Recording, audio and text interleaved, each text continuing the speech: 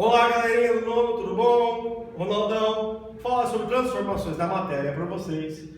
Bem legal, iniciação de todo o entendimento de reações químicas, galera. Vamos lá? Bom, a estrutura da matéria, como eu já tinha dito para vocês, a matéria é formada por partículas, tá? Partículas essas que são três ordens, os prótons e nêutrons no núcleo, elétrons circundando por fora, tá? Que basicamente a gente tem condição do átomo. Essas partículas elas formam cristais que vão dar origem às moléculas e assim por diante. Existem também subpartículas atômicas que a gente vai explorar mais pra frente quando a gente estiver estudando. Então a matéria se baseia totalmente nesse átomo que tem no seu núcleo prótons e nêutrons e elétrons circundando, que a gente tem de conhecimento derivado aí, tá? Conceitos fundamentais, galera. Estados de agregação, só para retomar.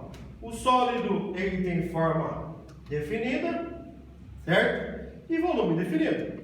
O líquido ele vai ter volume definido, porém sua forma depende do sistema onde ele se aplica. E o gás ele não tem nem volume nem forma, porque ele pode escapar se ele não for contido por um sistema. Tá? Por quê? Porque as partículas, galera, elas são diferentes.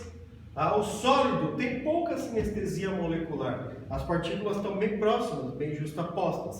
O líquido possui já alguma maleabilidade, uma sinestesia, uma dança entre as partículas.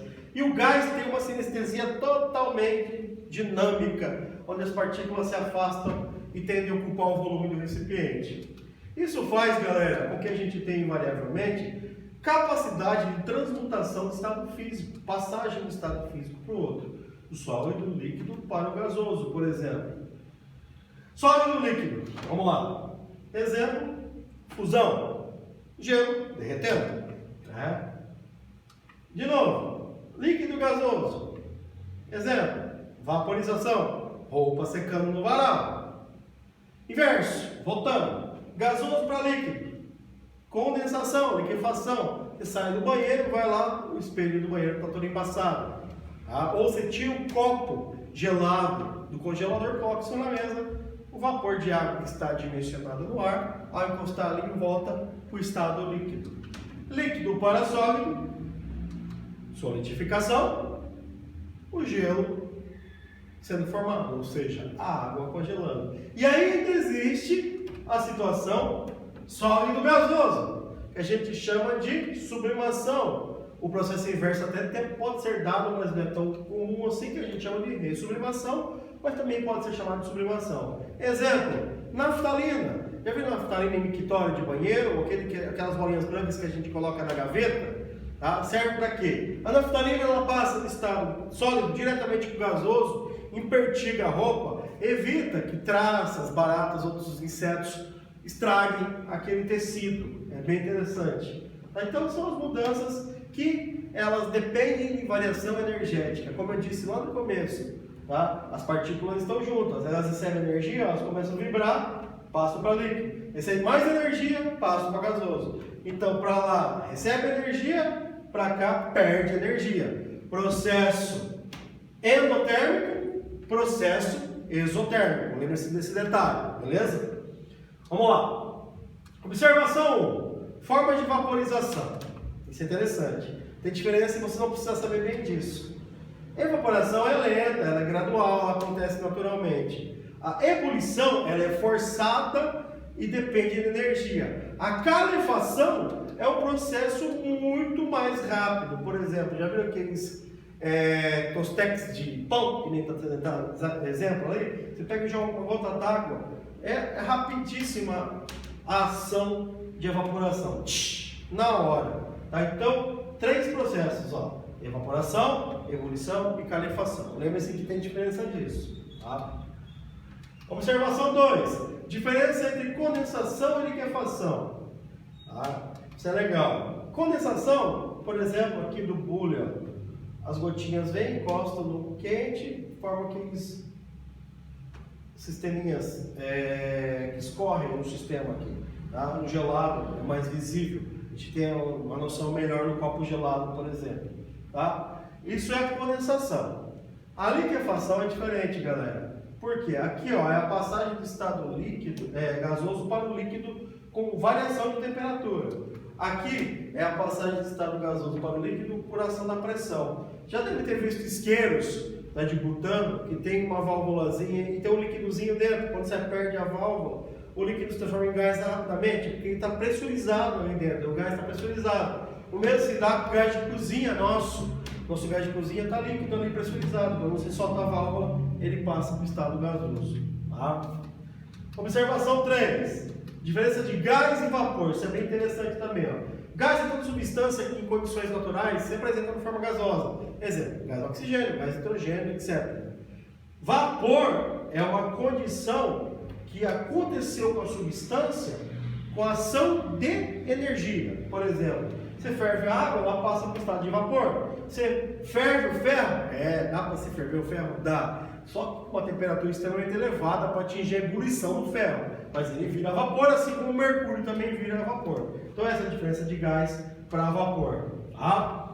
Bom, ponto de fusão, já falei para vocês, cada substância tem o seu, né, específico, até passagem do estado sólido para líquido. Tá? Assim como toda substância pura tem a sua ebulição, tem ali um modelo para vocês darem uma olhadinha ali, certo?